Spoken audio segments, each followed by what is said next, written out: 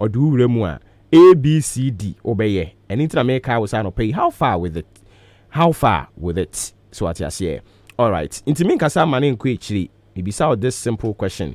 How far with it? And you man now this is when this one saying ena etie. And then your birthday of friend Alfred Marfo.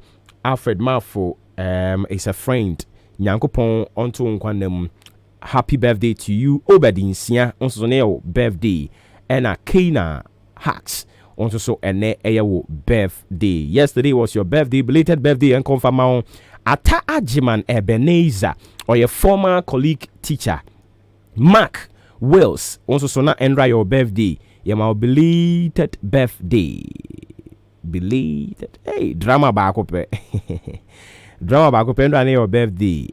Your belated birthday. I'm Fred. Also, your birthday, belated birthday going out to you. Emmanuel Edu.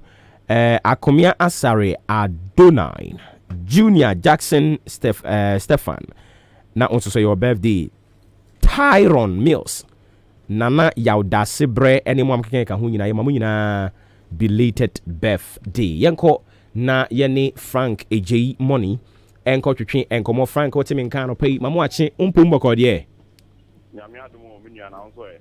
Nyame adome so me ho ye pa.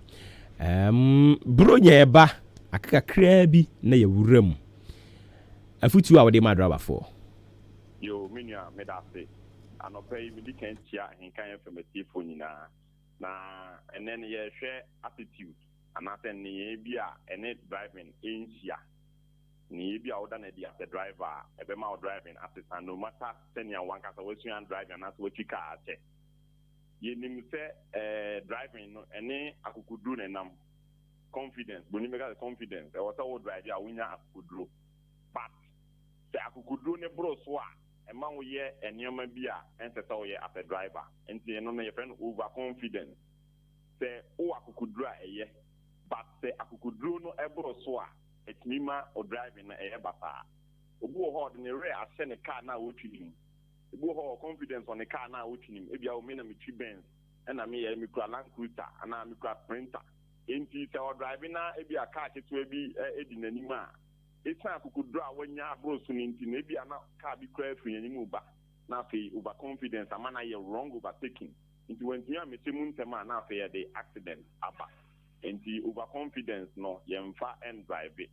After point number 2, say or excessive joy when you bros be brain so and also yemfa and drive it. Ebema wa ye near ma and say we as a driver. If you won't say pimpy, say your assistant a year no, according to say I say get together time. Into your more part, you won't have your pain, maybe I be more display wrongly. Ni na excessive joy, energy, ni na phobia who ma check na ma ba na say energy na banintino na amane ye ni ma bata. Afi ne to so me nsan nso say ore who be brain so a on say opposite to excessive joy. Ore who be brain so a and also etima for driving bata. Inti ebesa adaba pon se munhu tania mo be manage sa ni ma miensen ya yakan na ma ekwan so adwama ye nyina me ye no me bono topa quickly na obia enya ne honte ase ye di kan ye say excessive joy ye fan drive it overconfidence ye fan drive it and a sadness or who be brain so ye fan drive it the driver na se tania ma miensan we bunya be hu emu ba ko bia kai ho say I can't FM so you can say you can pass an movie, me and Samubia and drive it. Now you na yena a constant your mind. Yanso that's papa Frankie G Money a road safety campaigner and you're to train and come on and I don't pay we've built to talk to a number of people on issues ya table down this morning. Number 1 audio futuo akwama Ghana for say omo hwe kwan on befa so nyina collectively no ye be hodi ye leaders no to their toes na enkonkoye NDC NPP e was say ye patriotic eno ne be boa yen amiatimi a position Ghana on the map of the world ye nyina we will be very proud of and in tano pe be hwe ne di mu nkomo kwan be ne be fa so a ye nyina ye be put it down ye political lensings na ye tumi abon komodia for mine ho as timemufo Uti asemo mampani kan ya we should be citizens not spectators we should be responsible citizens.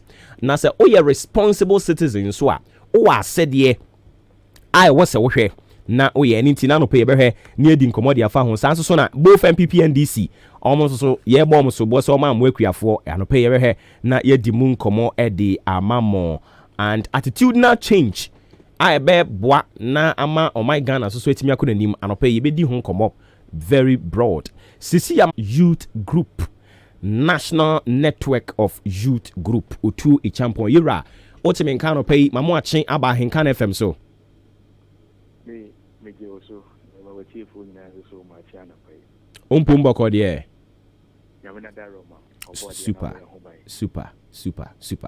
all right inti afutu a wode e kwa ma Ghana for say omo nhwe kwan yo befa so a omo leaders no ombe hodi omo accountable kwa be na befa so that was mesa that was be many akonya ya wode amami na kidi kan kwa mesha ase no mse me yin na ye hu se yin na ya sudi se ebe hwese yempanifo ebe bu nkonta ewo won pani ni ho ache kidi kan de mse me yin na ya ase no omai bapa bia asudi se ebe hwese yempanifo ebe bu nkonta ewo omo pani ni ho ache na koya ho se fa so se ebe hwese ombe ye se adwuma no enye wotimi wakam to kwantokwa plans bonika say there are the civil means of reaching out to our leaders to account to us. In fact, I'm a youth leader. You say a man tell about what you say na you miss say a bit in so we have the opportunity to go that way. Now so you want say enya dear ye say ye did and tokwasem any ketri ebe pray say you paying for ebe bu akonta amaye na kaye ni papa bumpa na ke bi senke ye bi sen paying for mpo o senke paying for atini bu akonta echen o mo paying ni ho enso so you want say say ano e man sa enso e kwen o say e fa so say be accountability e fi paying for e bu ba ko any advocacy boni fe advocacy e bia ne se me pani manya akwanya no mo fi bi so a me ne mo kasai na ye ka che paying for say e paying for you nim say mo ye di mapamaye you say mo ho you see yenti na mo ho say yenti na mo ho dia enie mu content train na mo ma ni mo nye prefi na obi nwi say obi e disika na sa tri o shewo no en sha man futri en fan panifo ho it's one good way advocacy making our voices heard demanding accountability from our leaders another way I did so afaso and they say yenya yetting various committees no assemblies no ye district assemblies hono. Now, in fact, not long ago, we now get Kasafa, sorry, but for the man had attempt right information bill. On say right information bill, and there was a whole how about it. Everybody was making a noise about the right information bill, so that we can easily access information from these people and then get to know what is what. Sorry, now you get information free in paying for chain. No, be anything home. Now, when you say right information bill and by an impono. Public Accounts Committee you know a public at the opiate maybe the coso. But you say you move to do saying in that time, say a public accounts committee and somewhere coso and I've said this on different platforms. Say, me no adeba kwa mentiase or me say and a finance minister, they could in our parliament or budget. What is say finance minister abe income expenditure account at finance minister ekujina parliament if you acquire no a hunty was she was also many I echo a fibia or budget said you'll be due if you can't get what you be share. I said, would you really? Our mama can't take this kind of me and say that thing that you know. What do you know? You see, I think we should agitate for and then we should also fight for the advocate for the fact say I will say at the end of every year, say the finance minister beginning of the year, Utimitiko really budget, only really accounts or something. We should give that importance to our account. If you say, hey, my main kind of my name man tell about 1 year, in fact, a man tell about my mono, a poor fool, a show, na yem per se, this Arab Spring as any BBC. Go from Africa say now. I was very cautious. Say, yen shema emrantie, MTC, Moses, and some phobia, said the Pegasa. It's a medical team, but who to or crafono? Now, who to my name so full, and I say one number four. A manti be brave, a yeldish woman, separately food, disika. A bit of us say yampa, a bit of us say yampa. It's a boom in your mamu. Nafi, Muma Yahu, Yanyomeko, now a month for Bunto, because Ceciano, you can go out there and conduct the survey. Ubesia Mantia 20, which will say Omumu saying about 2024. I guess Omumu party agents and Omumu party guys, about 60% of them will say they are disappointed in governance in Ghana. And yet, people need this as a move. It's not about governance. Okay, I'm African. I say in Ghana we cannot differentiate between politics and governance. In fact, that's why political parties take over governance. They turn the whole country into a political party, such that they want to rule the country as a political party. Governance enko and politics enko. Okay, MPP ni. Okay, MPP are buying our buy. NDC are buying our buy. When you say Kima, after when you NDC BM, when you Ghana in India, this is where you have to get to. Now we say penny for boom contact or mu penny near mu chain.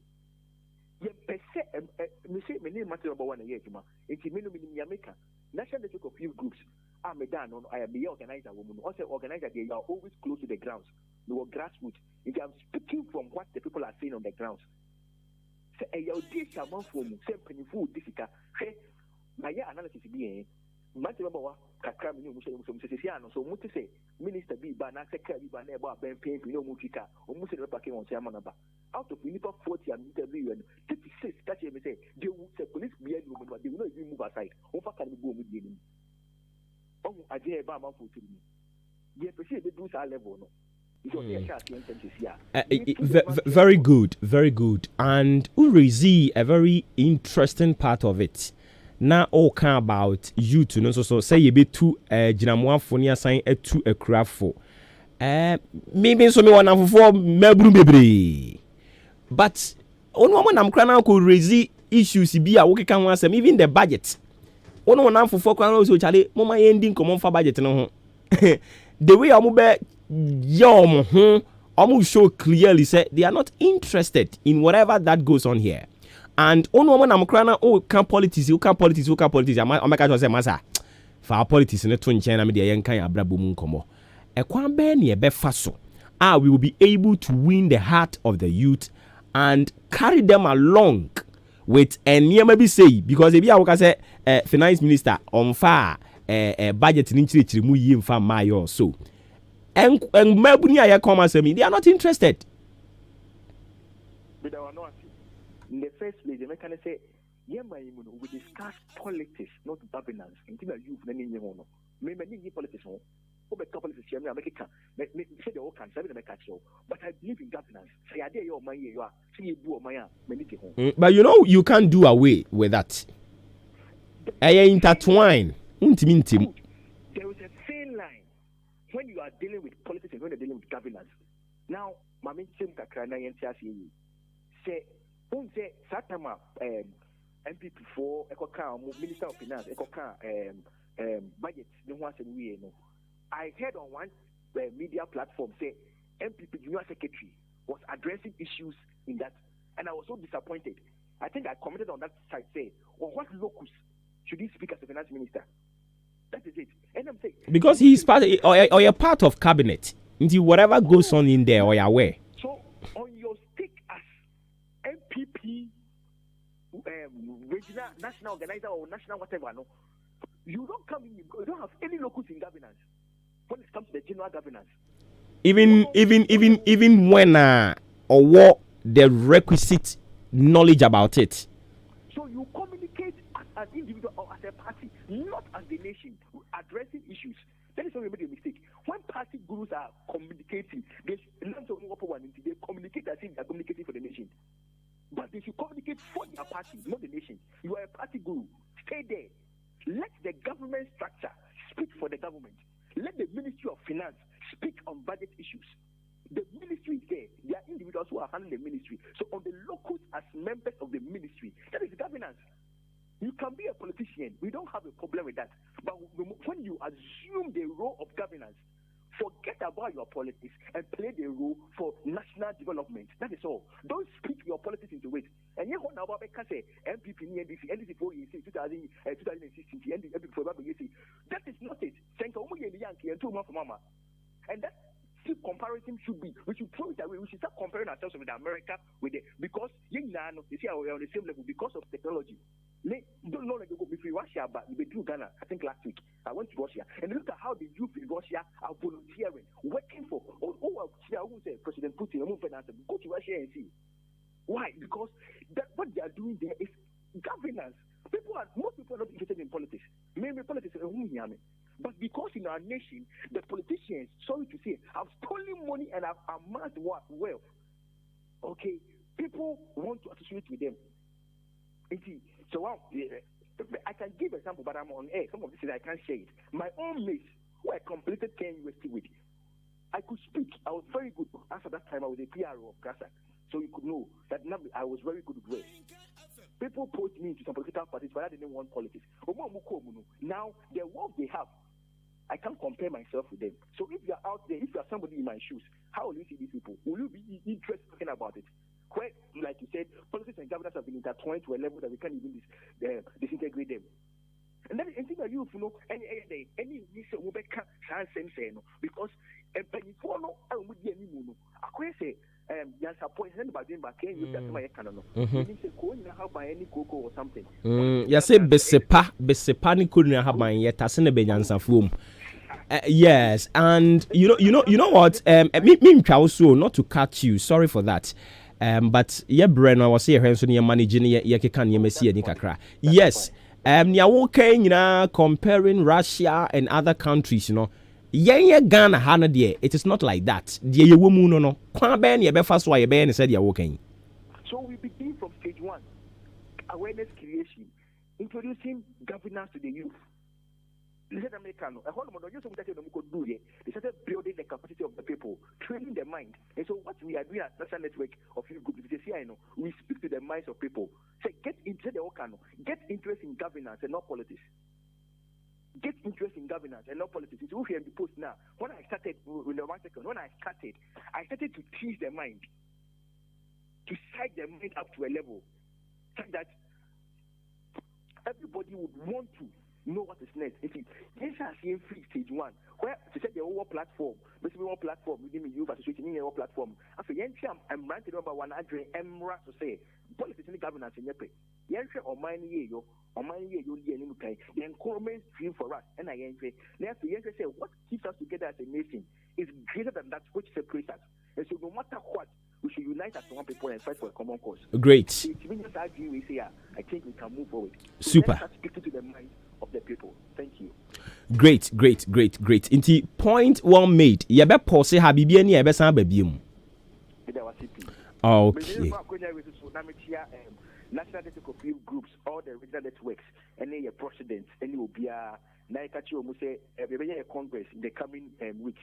Into Obia available, if still ready, yes, setting up a regional network, into Obia the disease will be a suitable number to that, or Mumfeno Mekaho, in 9K, whom say, Martin, all crimes is a co-op too. You say, okay, Mate. Yeah, for me, regional network, is still ready. I think it's still ready in the network for me. Okay. All right. Inti yabetua enkomo so we why? Super. All right. Yani otu a champion boache. Ono eno National Network of Youth Group no. Omo organizer any entertain and Komono. That brings us to 5 minutes into 9.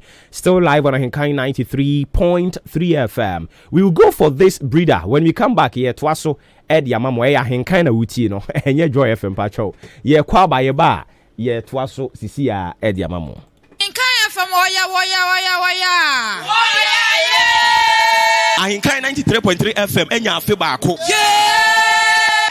No, Memeneda, December Bosome de Toso, Eduanu Nimu, Fimpino, Eduanu Bako, Yade Ahenkan at one walk, Ebashiso, and your craymu, a bayer say bonfrete. Senti, ye benanti, Ediafa Achim or Dan, and in Potemo, and Unti Samenedano, ye benanti, a free Achim Abuabu, Ediacupium or Dan, Tokrobia. And ye Chimo Messa, Akofa Achim Asen, ye the Frua Bessia Chama Chama Buabo, down community Sissy, and ye PWD camp, ye bo. Achim da ota yetua bonka je yetua ene Roman down ayenka 93.3 FM say edano ye bewo so kurenti anopa no nsia etiefo nyina ne adofo eba behyiemu e wa ayenka 93.3 FM ni ma say ne senti obi bia obeba bekan ho ne anante no ye manatade free ma honya ho na memene da no behyiemu e wa hanom say naja jiwu t-shirt ene say ye pantalon na ade behye ekyekere metu naja me nai bola e na wo behye na wa jiri naja ye nyina ya tia sikrom ye tisukroma wa obehu say jama etuatua live brass band di ekire ene spinesi say yatama esika so de ne e palogo na pesa wosa wa wo so ho a na wodi me say ahenka na to one work no ye de tinitini yempo e ba ne sade e ene no ane say wakwa chikakra na afei wonnan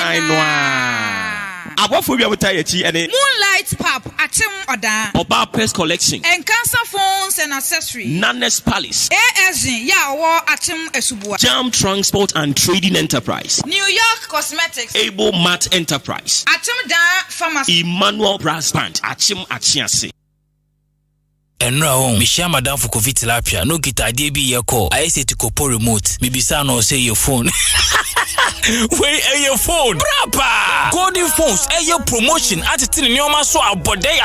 Now will you swear to Kopo remote? Ah! Golden phones at the promotion sales. Brought from now going. And only the only shop open your quality phones and accessories. Our Ghana. Enti Tremikana Kwaju Techno, Infinix, Huawei, Itel, Samsung, LG, Nokia, iPhone, SQ. Any phone be out here at low price. Me say low price. We have memory card, pen drive, power charger, power bank, quality inbuilt battery, MP3 player, Bluetooth handset, accessory brain here, and one golden phones. Promotion. Yeah, tete so say who golden phones? They be a Fidelity Smart account amount for depositing and withdrawal. Wasim for Subo golden phones or Bronsana water credit marketing station. Echiwana, Chasrope, Akimo Danso, Moakona na Dynamo, Joli Betty, Mandarina Road, Chifu Prasos or more pusha bar, and Yankuma Sahin Crew, and Asiando, Sikabia Ukranubia smartphone, golden phones, press 0244-529-934 and 0209-208-866. Golden phones, Unsem IFA.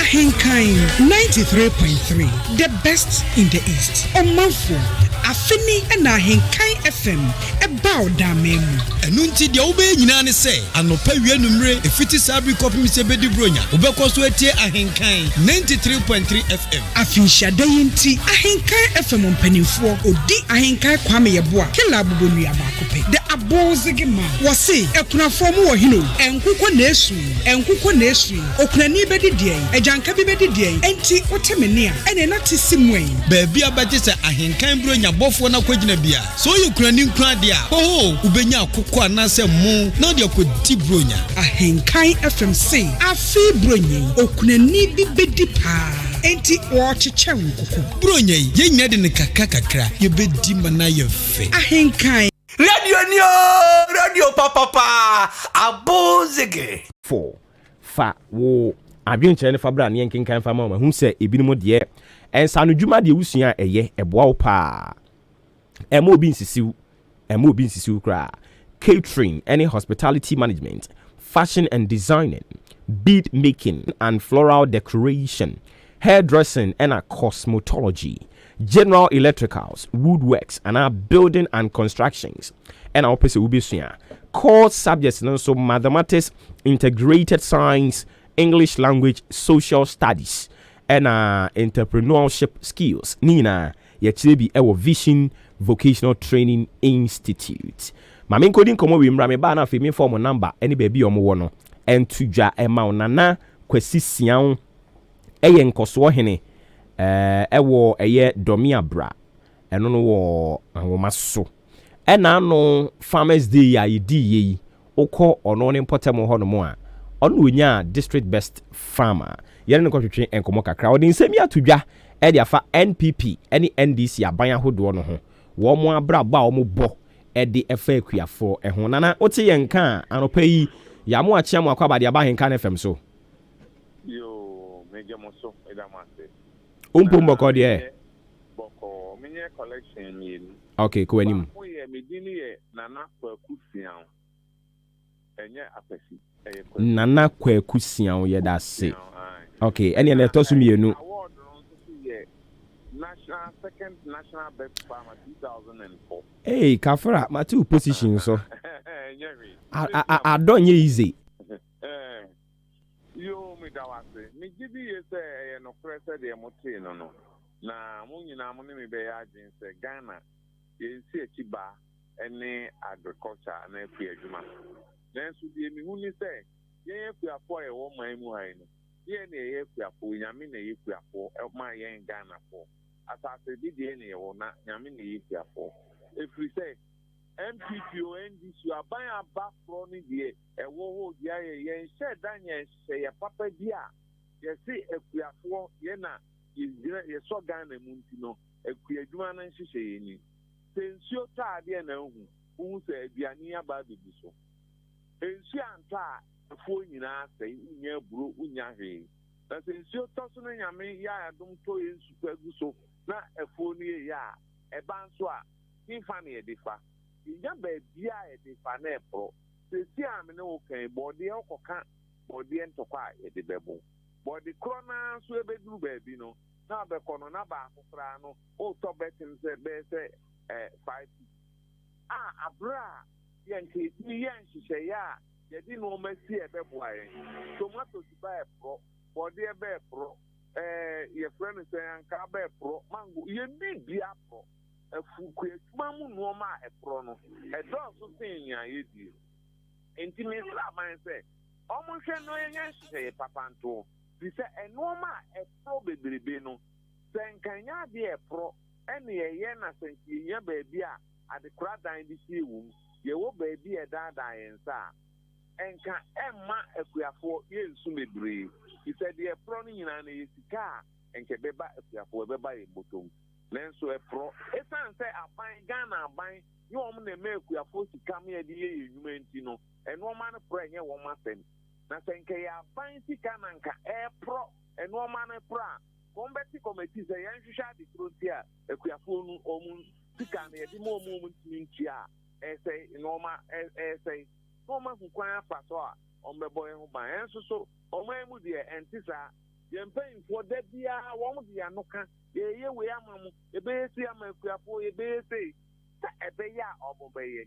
da bia wo de akokwasa na yeso ye no ma ese kra bangi kra na so kwa akopɛ bosen a obekɔ bosen a ye di ma no ehun si ho enya asem kitwa nanso so businessman so kɔ no di mana eso so mu se ye mienu no enso so ye wo ye mu enso so ye wo mu ni se ekuadwuma ye no bibia enkwa wo budua nia ene efom bia ni bibia esan se hiensu a ewu saa so na wo yen mo anso a omo yare yetumi wo no panie yetumi ma na duro no a omo so tumi yare biko betima wo ama no ma no nyina ewu abra a wo ma omo aduane bi enti e be se nkempo omo mayen bosia se enfanye adwuma na nkomo abosia no hu si omra pom na no ya London almost say yedi nsi ho aba 0.1%. Aden na yesu yensi ho e wo soro sa. Aye beta bre ye ho aye adwuma ndewie. Ye no ma nyina so sa bre epro. Thank wo baby bitie ya. Kan sabi omamufo na wo ha no. Kan mo so ho beto mo. Mo ho abeto no se aduane no bo no eni aden tete nkosoro mafom. Ebe gina fa ko a da bia wo betima ye wakonta wo de be to ama bosome na aso odie nanso esan se pronti no epro na aye fofofo da kro be ko na ade kro na so be ko na no mo aye den se de enoma mu tuto petro bosome dia to petro be mienu miensa enan petro ya so ne ye de to di gu yenku edwuma so afuo yi so aye yesoma esa be pro enti aban a omo ho ne Ghana mpanfo omo hwe na omo nya niye na ntisa omo na eguku adwuma no omo de ano na eka so omo nya de sese omo ye I see. Enti the na woka say two political parties no government ni na omo MYE yenhwe NPP for omo initiative omo de aba region bia omo hwe say omo de warehouse baako ebekọ ho enu achi planting for food and jobs ba yi enhyehyɛ ahodo a edi akyire rearing for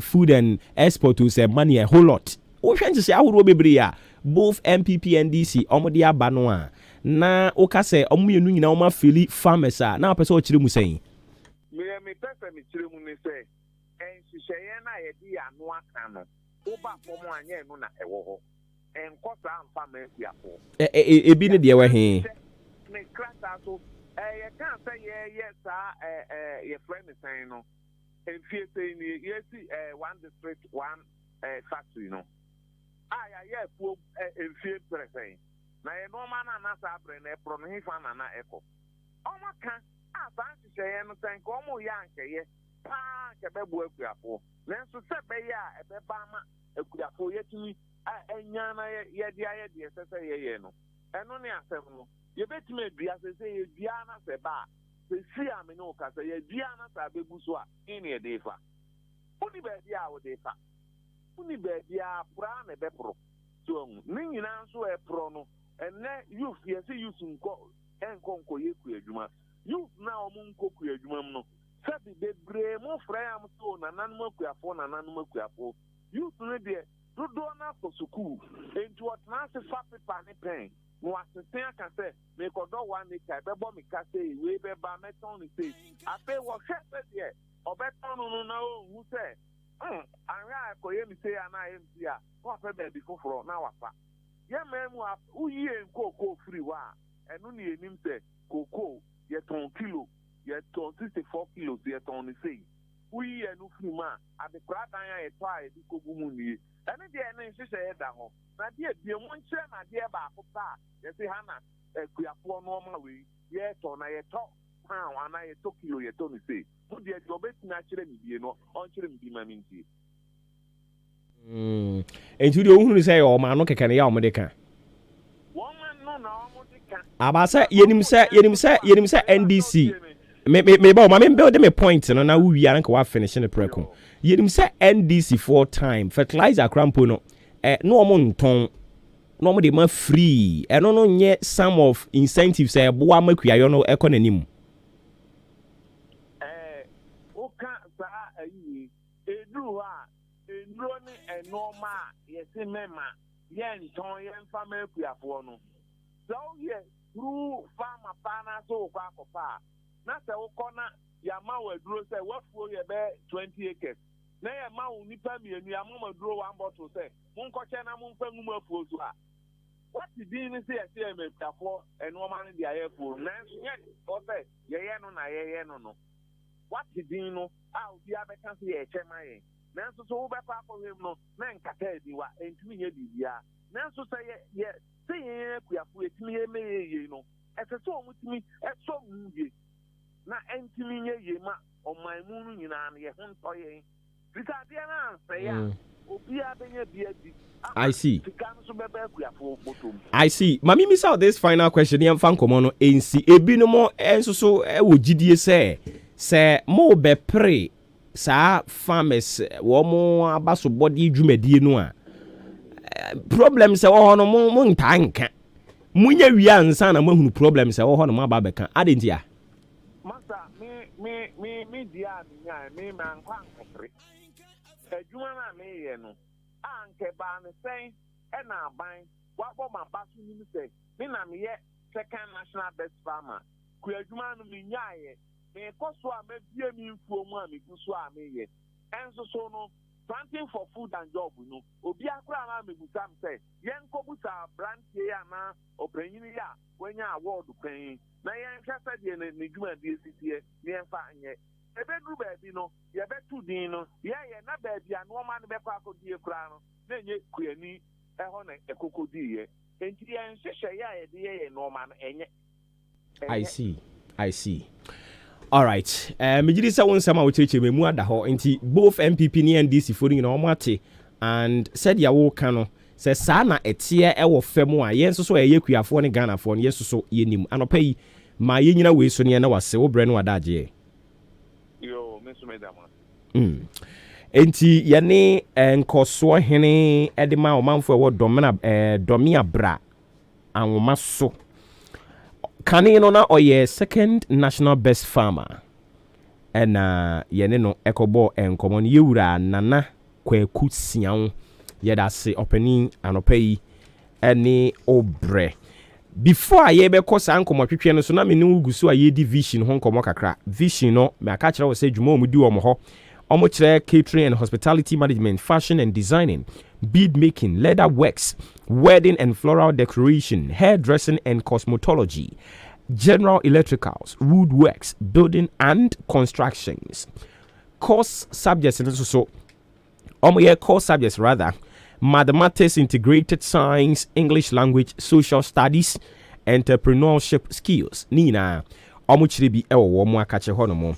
Omochi kwanye yira kwan krampa che achim abo wabo Adotei Junction wasa ekrupon enkwensia ena afei nkokọ nso insuta eyade a omo ewo ho no mo. Frey mpanimfo no 0240 802009 0240 802009 and 0245 5166 00 0245 5166 00 and 0244 578419. Vision Vocational Training Institute. I also say have vision, achieve success.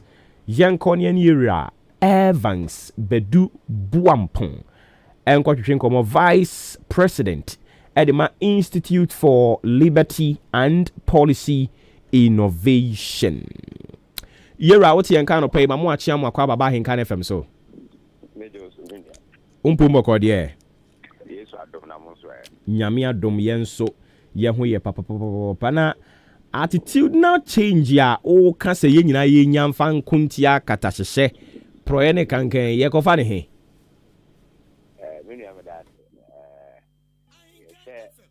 on my issues of corruption. It has been with us for a long time. Na ye share even Mramumpona now corruption no abeye felony obi ayaketa na ekomre mo ye chena this we train so na otimida if you has a bear from 5 to 12 years but yesha laws in general no, are made to deter people from doing certain bad practices. But the other ones say, a man kwana, you see me the in the past one answer, you see me the movie, as a free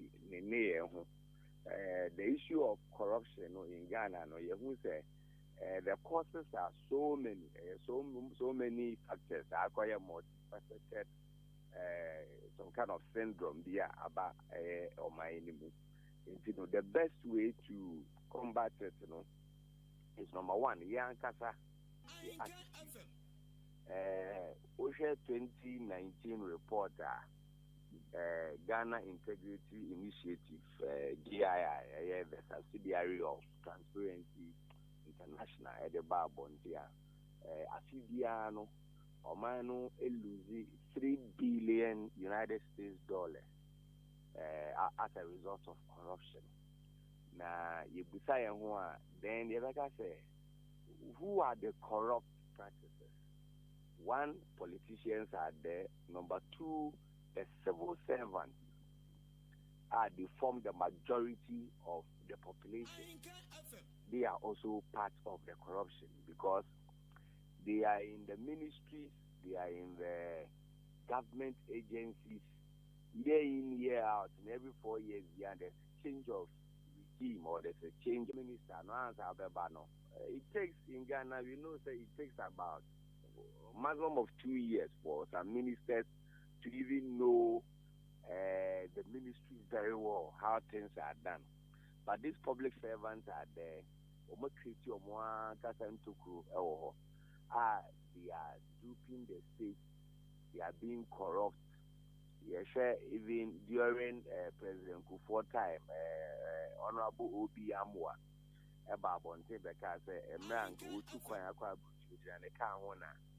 the personal assistant or one of the workers of the ministry, a day in Krata Brain is on site. nti enam niemo no so esu free public service mu no ojenkrata ne se na otna plane mu na so kwa obeto ne bo ase na wakan mu na wasan okoba no okan mu no hu se some of the figures are no ni mu no say no ne senke one krata mu no na ya multiplying it by 3 times it in call sign ya the thing is how money no e call the excess of the money senke $1,000 and you pay $3,000 $2,000 na e call infa e call this public servant o mu ye juma o na o mu create o mu hold your honor President Mahama regime Metro Mass Brandon by the minister signed amount or not really because of the one kind muyi and I said one kind and I said minister best sign how or not sign after the investigations be money on the credibility be maintained into no one got resign so into this public servant ministry, local government, state institutions, they can't corruption aside even what the politicians also do. In Tukoshuma, attitude. If we say Obia Ba, maybe some of mine, with the aspect of the politicians, maybe some of mine, public sector workers, yes, some your mind. Ghana Nibia, na your mind, na yes, some. Na say yes, some of mine, no, na say the dream. Any catastrophe, say, and I have some of mine now. Then we should know that a young casa, ye, and I am an American. Number 2, yes, yeah, we are guardians and we have proverbs. Proverbs, a Benny Biwa, it also connotes corruption. We said the man, ye need now.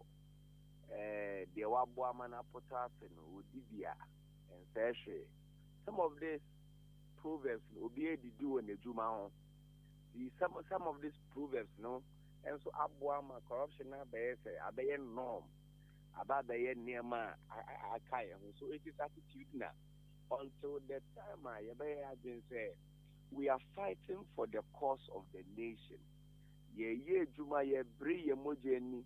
Moja ibimu ebre anasa ngodia abafo di yempanifo edi hye muji o man ni si o so yenso e de saa tuhu ache ohum ni bi egbo ewrem a ebetimi aboa so akwakoye attitude yensesa yesuban a obi nya ejuma ewo now dudu a epe ejuma wo public sector work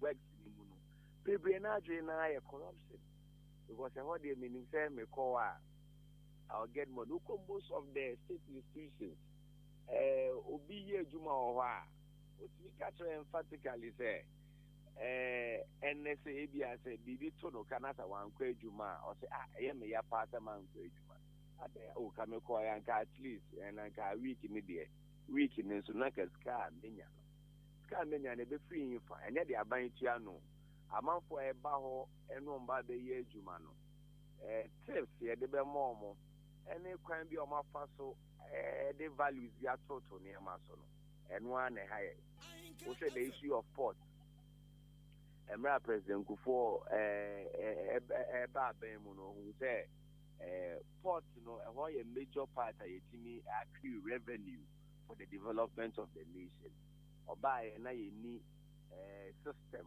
Papa robust itimi edge duty and or the GC net Ghana community network by I am a bank to duty and caneno will be imported in any bar or the fridge by 100 bar now I throw on the bill of lading necessarily be afraid in year 10 internet obaku 10 duty custom officer no eku say 100 na 90 na bros no or matches can custom officer no that's o nka utia ya nka value ni yesi into no way no tiasi na fast no matches can no by president Kufo buy or the GC net buy no uba betia eno crampo no na problem kakra wo ho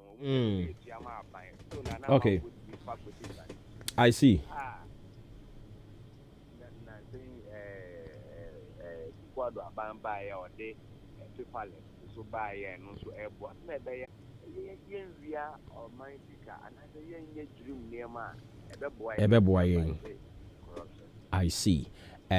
Somebody the nyina na wa chire mu ne nti yem fancy ha na yen hwe animu say this sermon na yegusu ayi preaching no, it will go down well with enho anope ye beda se obre no adaje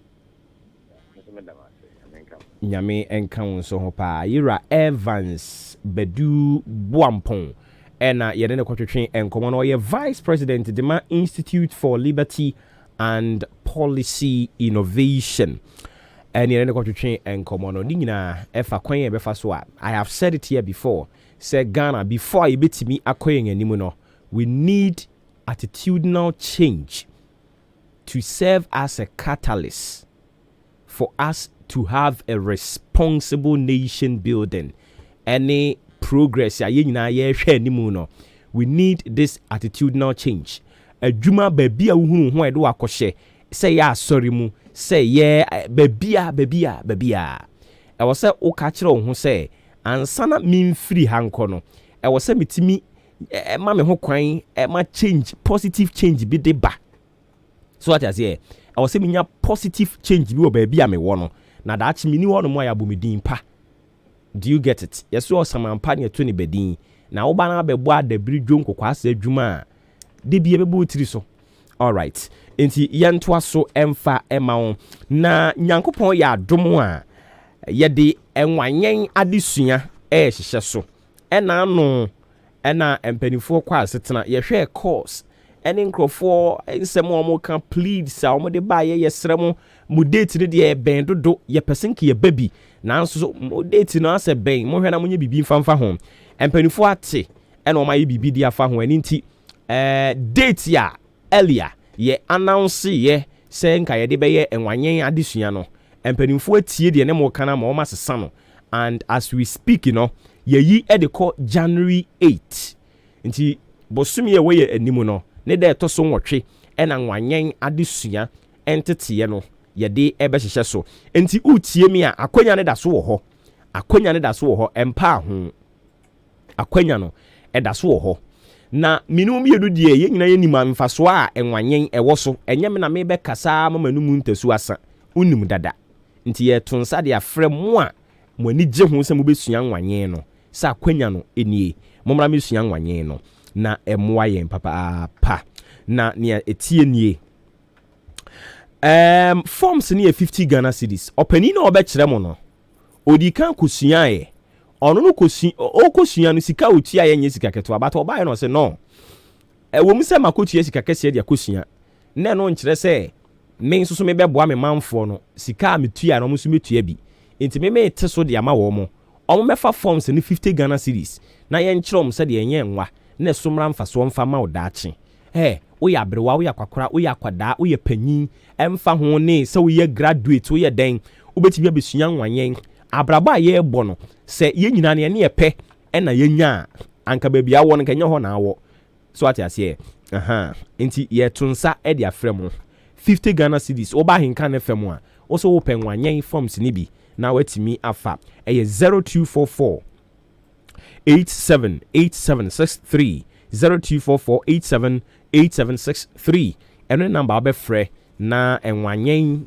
nkrata no onsa atumi akabi na unim se ye the fan club no so aba henkan FM fan club no are ready forms ne da so wa ha ena na obi be fa bi de kwa achiase ne obefa mo so o de saying prince on obefa wa ya de pa forms no abeji ve ena o de kwa achiase enti mo amu a chance na mo call prince ho no mo a mo nsa be ka bi is it Richard and prince Richard mum rich mum papa rich enti Richard aba be fa forms ni bi bebre ena wo de kwa chance enti mo call no ho no mo a mo nsa betimi aka bi mo amu a chance mo de mutira yeye obi aboka be fa forms ni bi di aba ho enti mo call Richard ho a mo nsa ebetimi aka bi free yenton me pa cho ayin kan FM fan club no yenton forms no free koho na wo nsankonko kan wo de anase brahin kan afim adwuma mu ha wo ba wo so wo pa hinkan fan club forms no ebi nya de a wo betua na emum wo ba ne ade beba eyo passport size photo ena wo de beka ho ede aba eya na wa hye ne nso ede amame kama sa. All right. Able Mart Enterprise say anope min kan chiro say a MP3 ena ope MP3 player no ena ope mobile phones batteries no nyina ye obi wen ho earphones headphones and earphones and I say headphones and chargers screen protectors phone bia ni screen protector or the ba Able Mart Enterprise ya obehe na wama obi music box so or ni nyina bi wen ho home theaters or bebre no a ewo ne ho owo eye achim odan multi credit dan kese no o na chi achim odan multi credit dan kese no o na chi ene nti ya na wo de wani achire mu ho no amame 0208 221106 0208 221106 na onso so nsa tumi aka bi kai na hye ne nso se niema me bobo so nyina wo kɔ Able Mart Enterprise ya or turn wholesale prices edi amamo what you say nti muntum di kana mo mra ho no mo emra meto bi emfa emayen Jubilee Hospital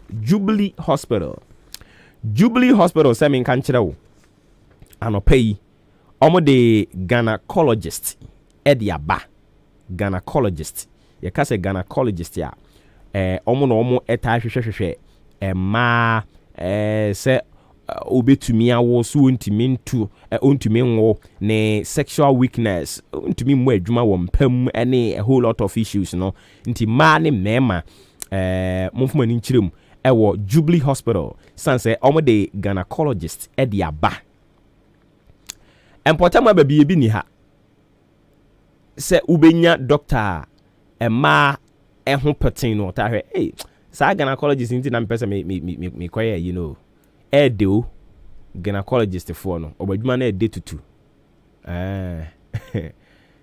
no aja o mo hwe nsem mo enti oyo ba o bre ewa wo ho wenya problem ewo o fibroid ana o having challenges with your funu miscarriages bebre no a ofa yafunu na say ana o menstruation no o problem wo ho menstrual disorder infertility obi a wontimi nwokora o junso mu yade ana den how fuani kirem e Jubilee Hospital gynecologist no waba ne ma hwehwe a chena fedi nyame adom ye de na ba bepie mu achim odan Jubilee Hospital ani ti wutie mi a mo gynecologist anasa wako hospital bi na ya refer wo dia ma gynecologist no wo de wani kirem Jubilee Hospital a ade a wo behunya bi wo ho no mo enti ya na wa hyene so dia ma me ana obetimi afra ye enquiries 0244 575799 0244 575799 and 0242 970615 0242 970615 and 0202 4168395 ade ba kwa mani je gynecologist for ho no say ye very secretive yakase obi ye secretive gynecologist for ye number 1 bibia ye hintasem between wo and wo no make sure say blow no out of proportion they keep it until you can trust them for any chiri mo Jubilee Hospital achimo dan ye nyina yini bia Jubilee Hospital ewo mo amufi odan kru ni mo ba no ewo mo nsa benkum mo amufiri aboabo asene manso across so ko odan no ewo mo nsa nifa so ewo eye hokram for wazan aka akram edu nkwantanu mu no ehwa na Jubilee Hospital ewo ya na wa hyene so de ma me K Asenso Limited so ma wunkunwa papa Circle Dabraka of Iran Clinic Kaneshi enso owo eye Flamingo Road Zango Junction wa Freyen ewo 0302 257 209 0302 257 209 0302 919 739. K Asenso Limited, or say home of quality office chairs and bookshelves. Na nyame yadomo a ubu nkonta no a aka nefua makomako edu emienu na ahenkan yen health health work mpo eye work ankasa eye work yenya afe na afe no yenya ne pese dandan ye ho tete ye ho kakra na ye nante hwe achimo dan no tunu ne nata so ne senti 25 no ye nyina ye twa ahiem wa ha no mo ye nyina ye twa ahiem wa ha na unim se Christmas a ewo mu ni nti no omo ye printing no omo delay na ye focus na say ye per 1000 t-shirts na ya che but Christmas no a ejina mu ni nti no omo delay nti ye sremo t-shirt no kakra no ma ye aba no we are 24th ni bedu na 1000 anka ye hwe ni moment mi am print 1000 no anka ye hwe ni we bia moment mi am print and nti utie me wo ahenkan atade bia ade bia ebe ahenkan obetimi dia show bag nim oba na ne ebeba no ya chawie no anya bia no wa hye aye ho do nti so ati ase nti ya no wa hye no so dia mame company no omo print no omo se ye 1000 ya nhwe yi a 25 ye ntumi nya nti ye sremo ahenkan ahusuo bia wo onso betumi abobo ahye wo bag mu oba na kakra no a company ne beba no kakra no be print na be ready za day no ye bompa ye say 25 ne so no na nko print awie de but 25 ne so no mo print wie ya na no ntese ye nante ye den ye be nante nti 25 ne so a eno na me ka say mo amu peti shirt ni bi no say mo ba ntem because any ade na koye no wa ma ntem a unya bi ene wa nya bi nso a na no ntese kofie yenim se mo do yen mo pay asem ene ti unya bi wa nya bi uginam ene ti mesra mo ahenkan ahusuo bi a wo no onso so betumi e de ahye o bag mo ba na utira nyi yi a na wa hye no ni nyina putogum hwegum kwansen kro no amu so ate ase me da ase bibiri but yeguso anso a ye ni company no dwendwen ho se ye srewom 1000 ye bo a ya hye ye tiefo edi to mo hwe no mo print ma ye but eja wantimi am print ya o ye ne den so ate ase yes so yeti asem ase ahenkan de yeti asem ase omo ka kire yen no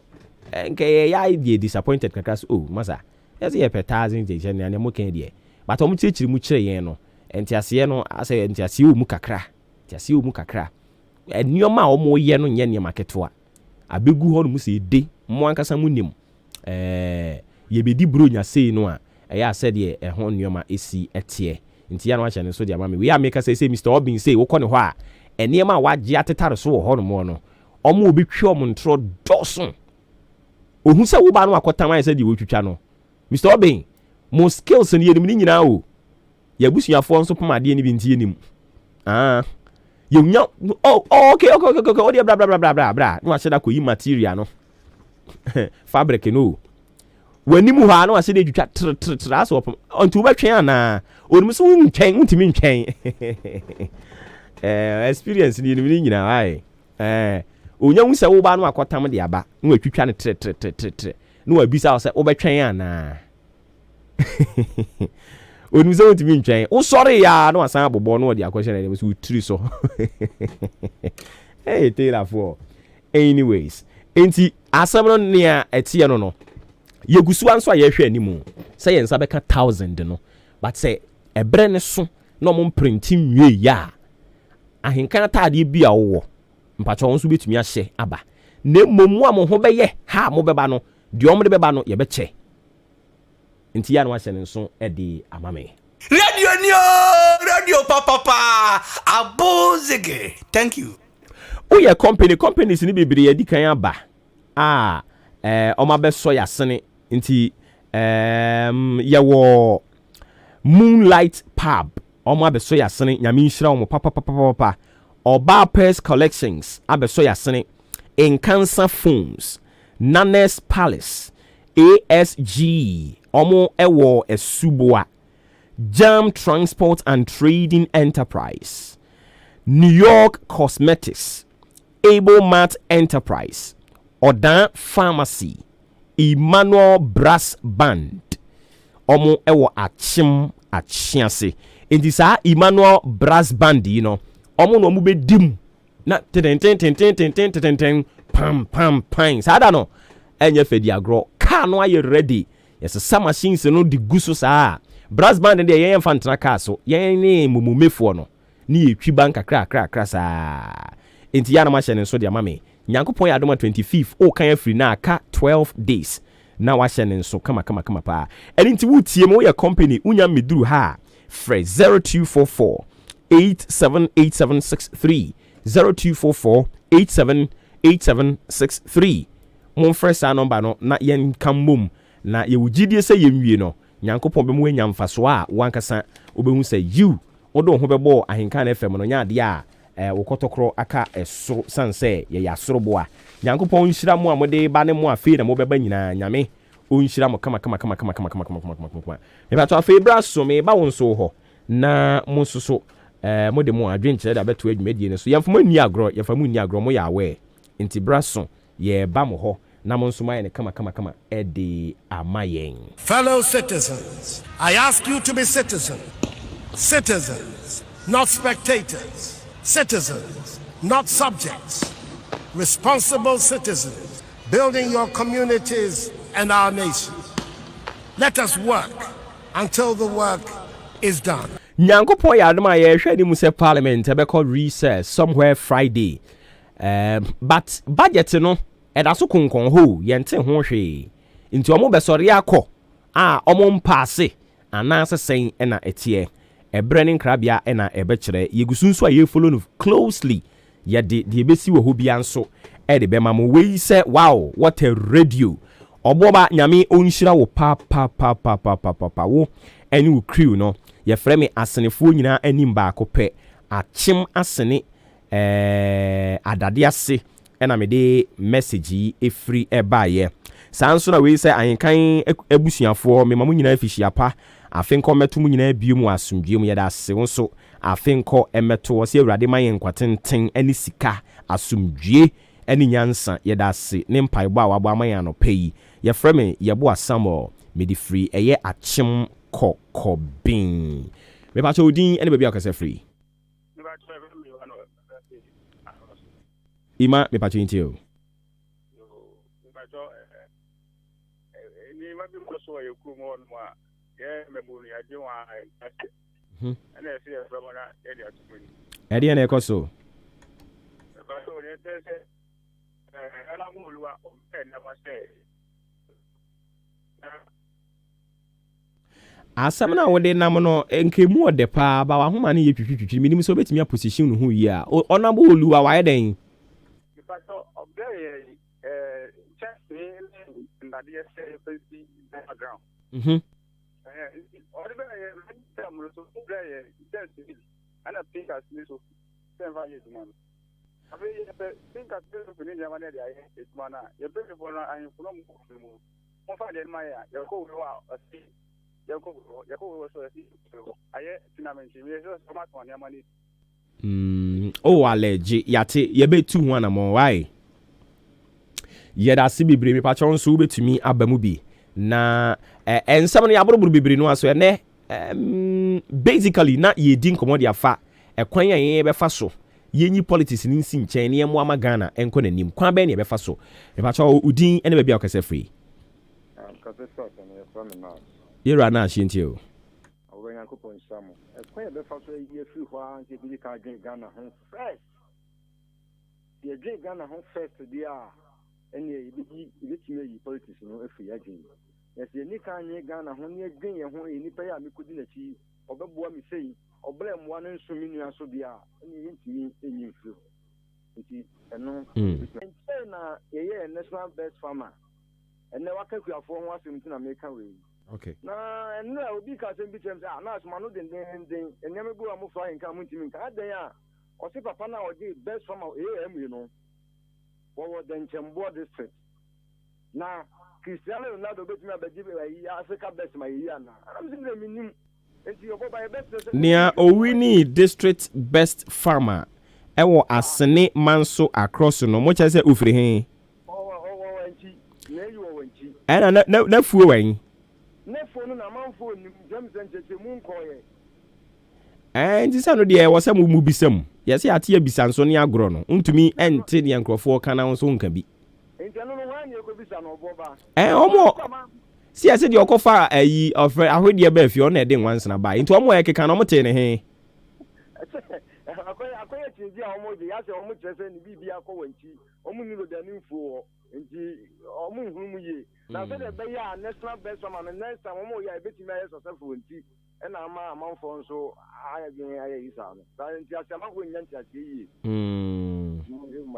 I see nti ye be chirem kakra ye da ase ye be hwen so na ye bisa mpanimfo de amamo okay me da ase bi brimpa cho nso din ni bia kasa free ndin de tia so kasa fi odan ha ya boss yenti o ya be ya ebema aduma mo ya na so ya nipa era mo ase na de be ya ebema politics no ebi ye si nten ye hin fofo na sisi a maje politics na boso no yes rom se enu ano no nti yes rom so mu yo mu hu politics no na ye se first na mo sa ye sa emma politicians no enya su control era mo ase yenso ye da se bebre. All right, inti mi pacho yensha we nso. Baby biara tio. Eya na duru baby a moma yente ne ma se kakra. Meti hayi, me ye kwawni, me nya chimuni. But Ghana mremu no. E kire se wutimi tena baby for a period of 6 months. Tio, 6 months. Ye decision making e wo sa area ho a utimi edo hu hyemu bi entiti se amfa ne se bi a abatu bi matena ha no mo for 6 months na se ye to aba na me pese mi kogina bi a metimi akogina bi menya chemu ni but me ye Ghana ni and emfa hu se bi a onipa no onte mo mensin ni mu na no nkire se ebia nafuo eni mensin ni mu oye Ghana ni enti mu amu alejiri mu nyabotre mu nkɔhwehwɛ mu ansa ebetimi abasa na fuo e wa asene manso across asase so nanso onfiri manso ana across ana asene na no nkyɛ so onye Ghana ni oye Ghana ni what you say oye Ghana ni enti ya amma yen hye ne nso na eduru ba bia saa tribal bigotry wanye mikrom ni emwa yen mum ye nyai onye mikrom ni no emwa mo mukromfo kra na ye modan mu amukromfo na ye dan mu amukromfo no na ye dan me pon se ne ne ma kono boko no mo amemfa mpon boko mpamcho pa tribal bigotry no emfa hwema we free ha ntidi en onye Ghana ni enti mu ko hwehwe mu ye mu amoji achi mu ko hwehwe mu ye sese ko hwe ne na no den pa nkra onya abotire nkubisa obi ahwe enso na no ye den pa ene nyenye ene o mfiri ha ene ria man wa ko bisam omo yesi atie bisa ne agro enti ko bisam enga ukrom pete die odu na mu ebi oboa ene unya nhia ukrom pete bi obe du na mu abobom dompi ama wa hwade a obepine ho o de tena ho no mo ye tribe aye o de sa no uni trimu ene de 57 minutes after 9 yenya ne nsoro so yenko kra wogbe cheke yenya ne nsoro so na yenko ohene pe wogbe cheke ma me ne nsoro ya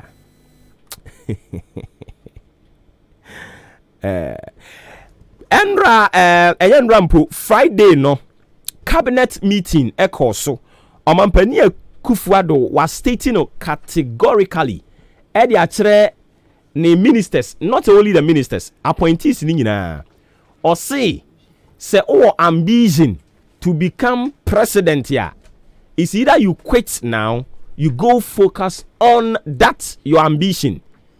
Untumi mameye as kwesi konso ogina nkwantia oso untumi nyesa nti omampani Kufuado aka ni pain e de akere wo mo ono 2007 wabra wonya presidential ambition no okwete no ye minister for foreign affairs and regional integration or resign ye ezagoma enti se won so person ba be president o person be MP position bi a person be compete for no you quit now you go focus on that omampani edi abre ohene yenkwai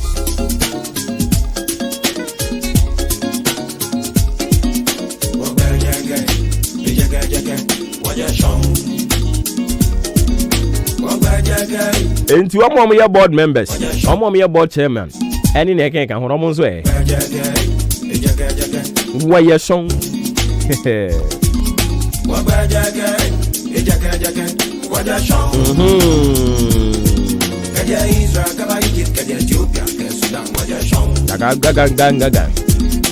okay I don't see a crania ko asida en confirm ma ho wo efre ye wo test ye any more ye mpk course no kwa still amugu so frɛ ba pio sa amunya botre ye braso yes also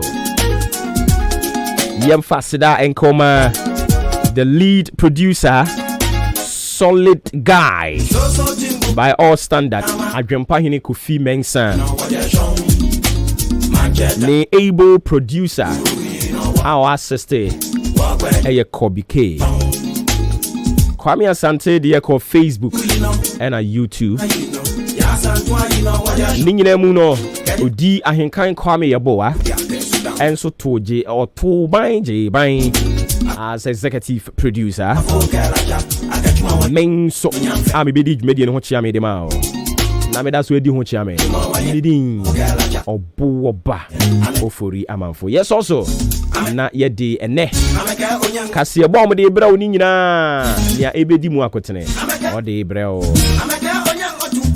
hwon su ye ni Yesu be mu a otumi nyini che ya woni da sechna de ko ye freye na boy abaso de anko ye nso twen adwen si so na ye nyensiesie na ti ase se to err is human, to forgive is divine.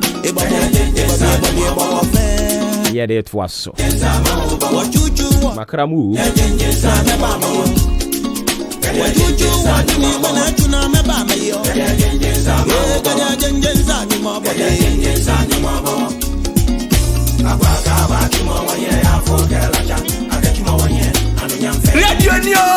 Radio papa.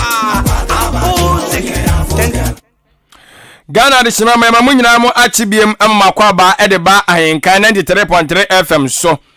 Ensema wodo a yaboaboa no enne adwoi yekase ba wodo a ye de ebesom mo no awia dumienu na afei eye anwumre no nsia ebedimu akotre pa na ye de eba beda o sabre yi emu kase bo tew meden adwen pa hene Kofi Mensah adwen papa na papa endi wani mu kan na enne eye wasi nsohwe no afimpino ani adwenu ba kono ensusuaso na ba montene eso na ensusuaso na ba montene so na Ghana fo akere won madwen ade afa ho nim se free SHS enkura yibia enti we ye empreto so mienu omara kotwere Ghana fo akasa ade afa se do mu free SHS ne totu ye se de se be etie ye ne wo anim di fo anase nwuma so manim di fo eso ebebo enkomo na sanso enene eye wanchi youth no so omo ye o ye kire na asem no kasa isa o ye kire omo sa aisha subi o de kai de dikan ni mpre no so eba be koso ye di mu ensem animu amane bonya eba be dawo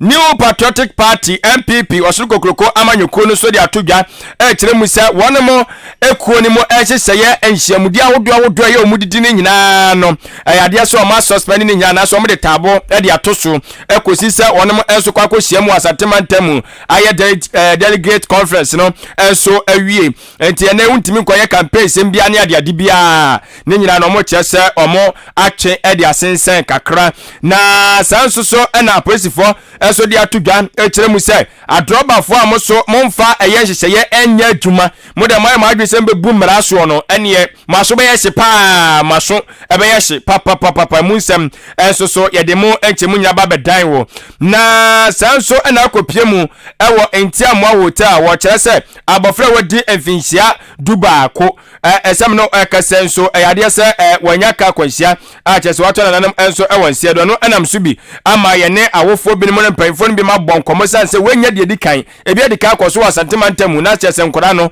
ase ne enko wona mo ye bebo mu enkomo na ye de mu enchemu so ababe somo sade tie na efata na ukọ rice under area yese wonam so eja ato eye efiemu enso ewo ho emo ensem enso ye de eba bedan mu na opanyini bia ono so eba na economist wabi wo mu pa yantutu sika na yankika no mansi ani ma oman no entumpon na enoma enkon kan de wabi wo mo de atodwo akire mu se eto na yetua no eye me wo yenyina ya sade ase yahwesa aban no wo de ye adwuma sade tie na se efata ana wonye adwuma sade sene fata dia na ne ewose ye twena sere de ne ma ne bu ho enkonta emo enchirimo ye de ebeba covid-19 vaccination guso a ekoso endora manfo wogu widie ni manaso omonwo emu nchirimo ye de nam sanso ena wiemu sa kire sade asebe etie ne nyina no ye de baba dam we ene ensem ni bia beka ho ena yesra wo se awia dumienu eya atwebe on kasa vidie na gimo enchirimo anase anwumere no nsia edin ni biem eye adwen pa hene kofi mensa dwene papa na papa endu anim kan kwabra cost adwuma wona na pamfo aye krado omo de toaso screening